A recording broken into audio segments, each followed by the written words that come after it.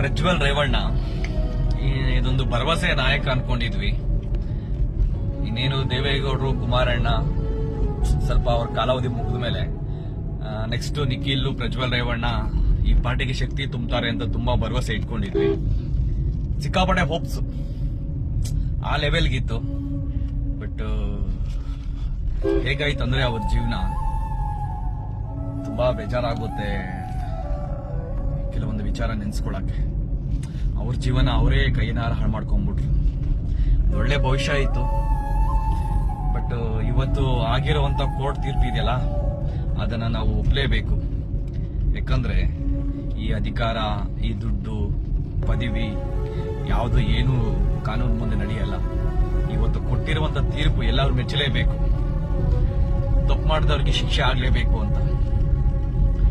But ಇನ್ನೊಂದು ವಿಚಾರ, ಬೇಸರ ಸಂಗತಿ ಏನಂದ್ರೆ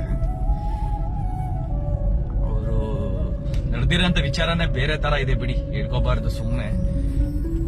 ಇಲ್ಲಿ ಪಾಪ ಹೀಗೆ ಶಿಕ್ಷೆ ಅನುಭವಿಸ್ತಾ ಇದ್ದಾರೆ. ನೋಡೋಣ ಎಷ್ಟು ವರ್ಷ ಶಿಕ್ಷೆ ಅನುಭವಿಸ್ತಾರಂತ. ಹಾಗೆ